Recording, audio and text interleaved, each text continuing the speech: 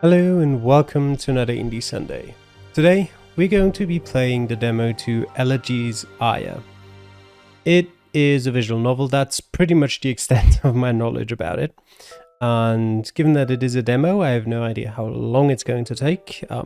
My hopes are not 3 hours, but we'll see.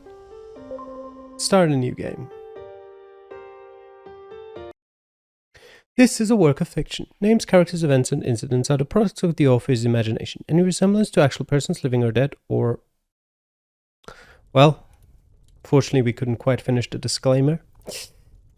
My eyes snap open in the middle of the night.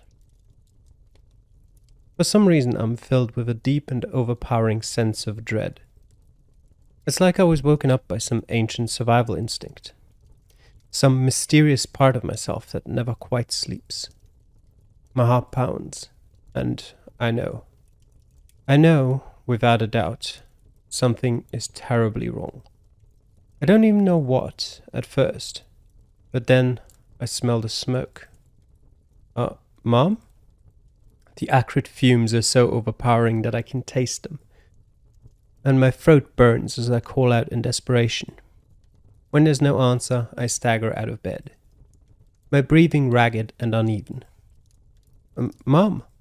Dad? My eyes gradually adjust to the dim light as I stand in front of my door for a long, agonizing moment. I'm terrified of what I'll find on the other side. Each possibility that I turn over in my mind is full of more unimaginable horror than the last. I almost wish I could turn around and go back to sleep, and pretend that everything is fine until it's all over. But in reality, I have no choice.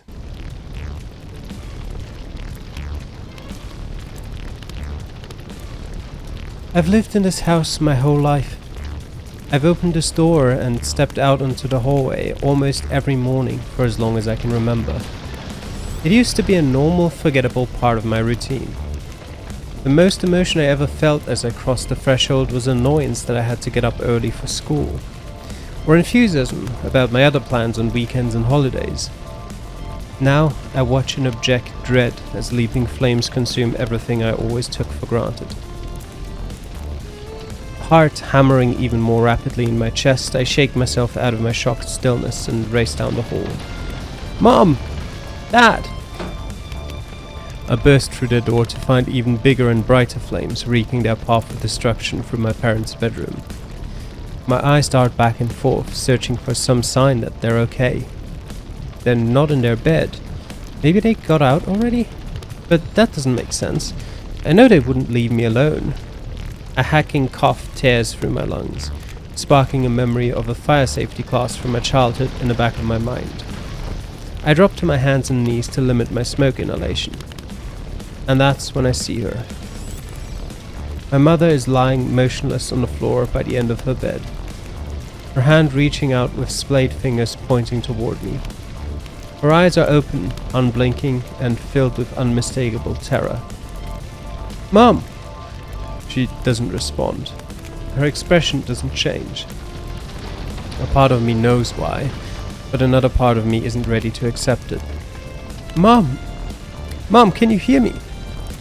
I call out again, my throat burning from the smoke. She can't hear me. I know she can't. She'll never be able to hear me again. Still, I crawl toward her as the flames crackle around me. But before I can make it very far, I find myself knocked flat on my face. My back is in searing pain, and I've been winded by the impact of whatever decaying piece of my home just struck me down. I flail hysterically to free myself.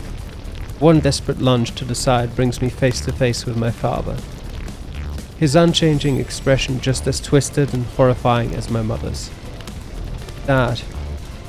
I don't have the strength to shout anymore. The word comes out as a rasping, barely audible cry. They're gone. Both of them. The people who've taken care of me my whole life. The people I instinctively ran to for help the moment I knew something was wrong. They can't save me, and I can't save them. I have a vision of my happy childhood memories shattering like glass as I watch the flames reflected in the cold, lifeless eyes of my father. and then a chunk of flaming debris hits the floor between us, and I scramble backwards in a panic. The knowledge that my parents won't be getting out of here feels like a vice around my heart. But I don't have time to grieve. I have to get out of here before I join them. Back in the hallway, the fire is moving quickly, destroying more and more of the upper floor of the house as I search for an escape. The stairs are out of the question. They're already crumbling to pieces as the flames consume them. I recklessly shoulder my way through the least damaged door I can see, hoping to make a break for it out a window. I find myself in the spare room where I used to sit on an old couch and play video games with my friends when we were kids. Those memories flood my mind as I fumble with the window latch. The heat of the still spreading fire at my back. I groan as I heave at the window, unable to slide it open. Of course, this window was always sticking, making it impossible to let a breeze in here during summer. It's the worst possible room I could have picked. But that immovable window is still my best option. I take a few tentative steps backward, gasp in a deep breath of the smoky air, and jump. The glass tears at my skin as I smash through it, and for one horrifying moment in the air, I feel certain that I'm going to die. And then I hit the ground, crying out uncontrollably in pain and fear. Ah! I can't cry, but alive. I've landed in a crumpled heap on my side, one leg and shoulder taking the brunt of the impact. I know without even trying to stand that something is broken, not just from the pain, but also from how wrong it feels. Coughing and spluttering, I twist into a position where I can use my good arm and leg to scrabble through the dirt toward the road. As I inch forward, an overwhelming wave of exhaustion hits me, and it becomes even harder to force myself to go on. I hear a faint siren in the distance. There might be hope for me after all.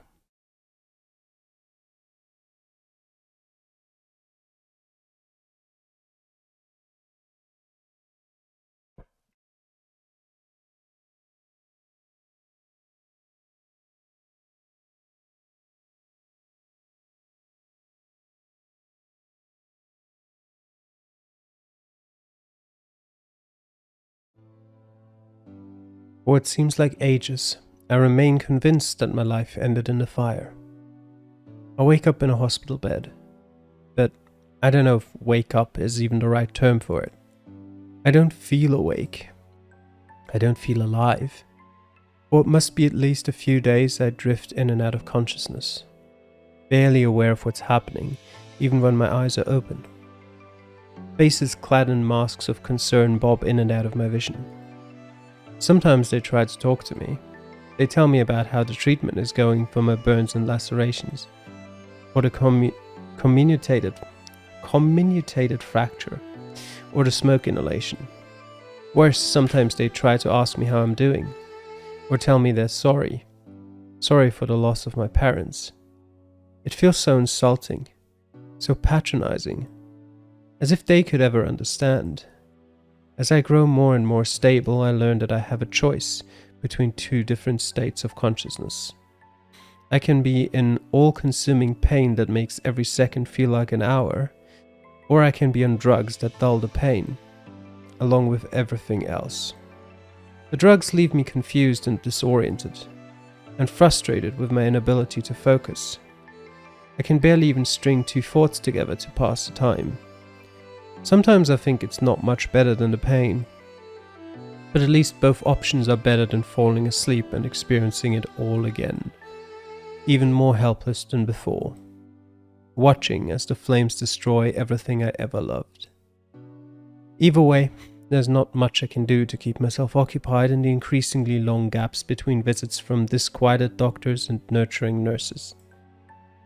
I could never even dream of summoning the energy and attentiveness needed to do something like read a book. All I can do is lie here and listen to the muted voices on the television in the corner of the room as they go through the routines of the same formulaic scripts day in and day out. But one day, something finally changes in the form of a mysterious girl.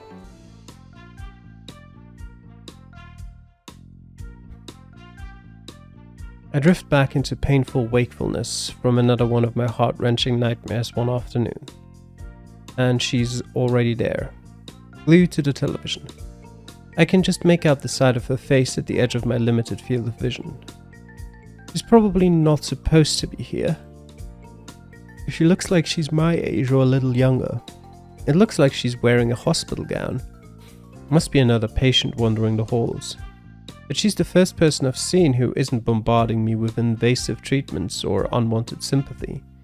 So I find myself hoping she stays. I wonder if their own TV set isn't working. Or if she isn't lucky enough to have a private room like mine. Maybe that's why she came in here to watch her game shows in peace. Because this girl is definitely really into game shows. Oh, I know this one. Who is René Descartes? She yells out the answers at the screen and then cheers and claps when she gets them right. Go for 800 next. Yeah. I almost don't want to disturb her. She seems so serenely happy in her television-induced reverie. But even more than that, I want to know who she is. Wow. I don't think I've ever seen anyone get that excited about watching Jeopardy outside of an old folks' home. It reminds me of visiting my grandmother and hanging out with her and her friends in the common room of the long-term care facility before she died. That might be the first happy memory I've thought about since I've been here. My fleeting happiness fades when the girl turns to face me. Her lips parted in obvious shock. That thoughtless comment probably offended her. Of course it did. The first person I might be able to have a real conversation with in this place, and I messed it up. Nice going, Zach. But then, to my obvious surprise, her lips curl into a bemused smile as she finally addresses me directly. Did you just call me old? Sorry. I didn't mean that as an insult. It's just, my grandmother used to yell Jeopardy answers at the screen just like that. The girl laughs. So I remind you of your grandmother? I don't know if that's helping your case here. No, I mean, yes, but in a good way. My grandma was cool. So I'm old, but at least I'm cool? Okay, I'll take it. She grins at me before skipping over to my bed. I worry for a moment that she's going to sit down too heavily and jostle my broken leg. But she must have been careful, because I don't feel a difference at all as she perches on the corner. What's your name? I'm Aya. Zach. Nice to meet you, Zach. She looks me up and down. Having seen my reflection lately, I can only imagine the patchwork of burns and bandages that greets her. What happened to you? You lose a fight with a bear or something? Well... yeah, I'm just curious what he's gonna say. Lose? You should see the bear. Aya laughs uproariously, bringing a smile to my face along with her. What about you? Why are you in here? Are you kidding? The hospital is the coolest hangout spot in town. TV, free food, what else could a girl ask for? I chuckle. I guess she doesn't want to talk about it. I don't want to talk about the fire much either, so I sympathize. I can't help but wonder what the truth is though. She doesn't look obviously sick or injured, and she seems to be running around the place freely without a care in the world. Maybe she's being treated in the psych ward for a mental illness. She'd be the cheeriest mental patient I've ever heard of, but I guess you never know what's really going on with someone deep down. So what do you like to do, Zach? When you're not fighting bears, that is. Wow, what do I like to do? It's been so long since the last time I could just hang out at home and do whatever I wanted. It's like it was another lifetime. I can barely remember how it felt. Video games? Aya gasps in awe as if that isn't the most boring answer I could possibly have given her. I love video games. I miss playing them so much. You'd think someone would have hooked up a console to one of the TVs in here. But no! What kind of games do you like? RPGs, I guess. And some first-person shooters. Oh, and I love a good horror game. My friends and I used to stay up late when we were kids playing the scariest games we could find. And we were making fun of each other if anything made one of us jump. Oh, did you ever play Mauricio's Manor? That's one of my favorites. Yeah, that's a classic. How did you feel about the remake? I know some people didn't like the changes, but I thought it was still pretty good. There's a remake? Yeah. It came out a couple of years ago. No way. I can't believe I missed that. You'll have to try it when you get out of here. Hey, maybe we could play together. Yeah, she's not getting out of here, is she? Maybe. Aya's tone flattens completely from her earlier enthusiasm. Maybe she's not really that interested in the game after all. Well, what about you? What other hobbies do you have? This seems to cheer her up. Reading. I really miss reading too. Don't you have any books to read here? Not exactly. Aya leans toward me and lowers her voice, wiggling her fingers in a dramatic gesture of mystery. They say there's a library somewhere in the hospital, full of all kinds of books, where patients can borrow whatever they want. You can take a whole stack of books back to your room with you, and no one will stop you. But no one knows where it is. It's not labeled on any of the hospital maps. And no one who's tried to find it has come back to tell the tale. Some say they're still there in the library, so distracted by the endless reading material that they've forgotten about everything else. Sure. Do you think if we found it, it would be full of ancient skeletons who died with books in their hands? Aya claps her hands. Yes, exactly. You get it. All this time I've been too scared to hunt for the mysterious library on my own, but maybe now you can be my partner in crime and come with me. That would be fun, but... well... I gesture toward the thick cast on my broken leg. I'm not in the best shape for exploring right now. That does pose a bit of a problem. But you'll get better soon, right?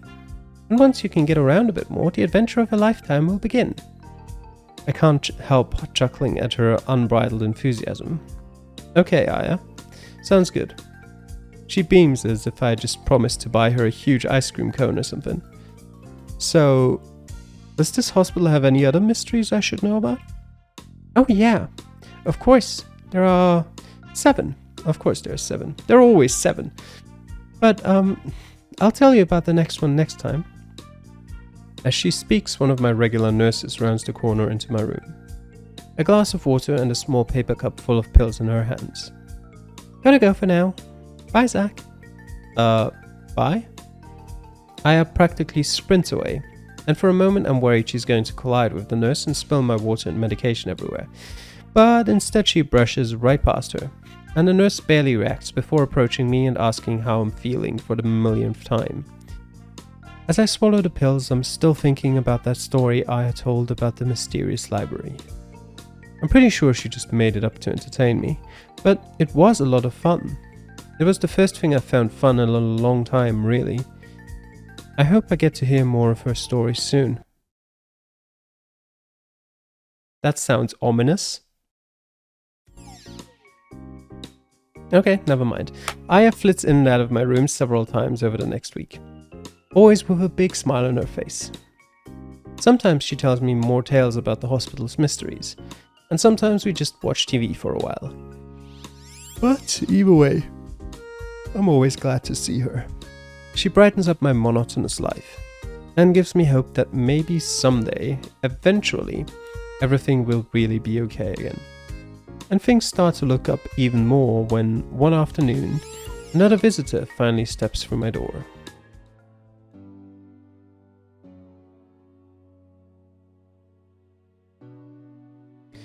Hey kid. Aunt Claire. My aunt tosses a duffel bag on the floor and rushes to my bedside. Can I hug you or...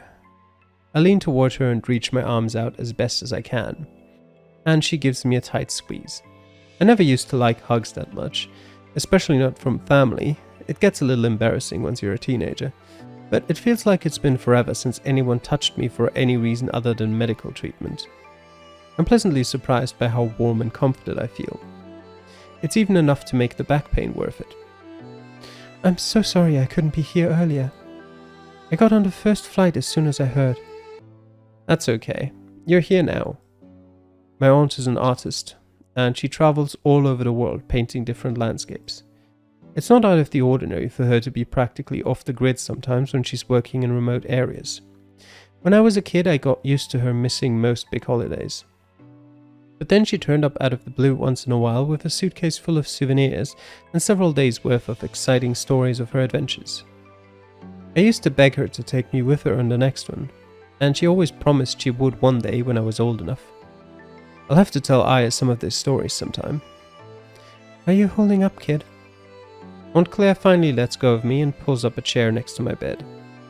Well, I try to shrug, but it only makes me wince in pain. I think that's a pretty good answer to her question. Yeah, I don't know why I ask. Look. She leans in and very gently rests a hand on the less bandaged of my two shoulders. It's going to be okay, kid. I know it doesn't feel like it now. It probably feels like your life is over already at 16, with your home and your parents gone just like that. It's a terrible thing to have to go through, but you are going to get through it. You're going to be out of here and walking again in no time. And you're not going to be alone because I'm going to take care of you. I sniffle slightly, trying not to cry in front of my cool aunt. I really needed that reassurance. Thanks, Aunt Claire. No problem, kid. She's silent for a moment as she wipes away a tear of her own. And it hits me that this must be pretty sad for her too. She and my dad were always close. It can't be easy to lose a brother. But soon enough she's striking up conversation again. I wonder how much of her confident demeanor is her just putting on a brave face for me. So, hey, any preferences on where to live once they let you out? I'm going to start looking through rental ads later today. We don't even have to stay here if you don't want to. We could move somewhere totally new. You're going to rent a place for the two of us? Who else did you think you'd be living with, kid? I hadn't really thought about it at all. I haven't been able to imagine any kind of future outside of this room. I mean, maybe you'd rather live on your own, but you need a legal guardian until you turn 18 at least. No, that's fine. I want to live with you. It'll be nice. Great. So, what do you say? Should we take off to Vegas? Claire gives me a joking grin, and I chuckle. Here's fine for now. That way I can finish school with my friends and stuff. Then again, I don't know how accurate it is to say that I have friends, considering that none of them have come to visit me yet. And I can only imagine how far behind I'm getting in school. Alright, you got it, kid. I'll rent us the best duplex this town can offer. Thanks. Anything else I can do for you? Are they feeding you well enough in this joint? Need any books to read? Oh, some books would be great actually. I made a friend in here who is just telling me how much she misses reading. Then I'll hit the bookstore on the way back to the hotel and grab something for both of you. What kind of books does your friend like? Well, I know she likes horror games, so maybe she would want something scary to read too. If I knew what room she was in, I would... Oh. Just then I catch sight of Aya herself out of the corner of my eye. She takes one step into the room before shrinking back toward the hallway again. As if she thought better of coming in once she realized I had another visitor. Hey Aya, wait up. Aunt Claire turns her head to see what I'm shouting about. Aya appears to be on the verge of running off before she sighs and stays still in the doorway. I've never seen her look so incredibly anxious before. You don't have to be shy, Aya. This is just my Aunt Claire. She's nice, I promise. Zach. Aunt Claire cranes her neck to look down the hallway before turning back to me. Who are you talking to? I look over at Aya, my jaw hanging open in shock and confusion. She shakes her head, tears brimming in her eyes. Somehow, I understand. I force an awkward chuckle as I break my gaze away from her, and plaster a fake smile on my face. Wow, I can't believe she already ran off that fast. I thought I saw my friend for a second, but I guess she got nervous when she noticed you and made a break for it. She's really shy. I shift my eyes back in Aya's direction for a moment and catch her giving me a sad smile. Aw, too bad I missed her.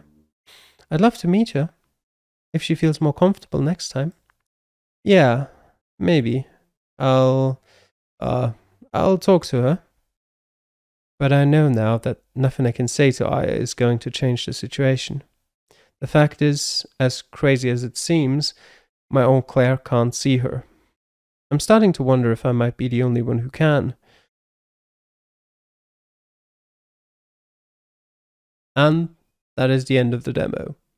So, apparently she's a ghost. Or something. Maybe she died in the hospital and now haunts the place watching game shows. Alright, so that was this week's Indie Sunday. I hope you enjoyed watching. Thanks for doing so, and I'll see you guys again next time. Till then, bye.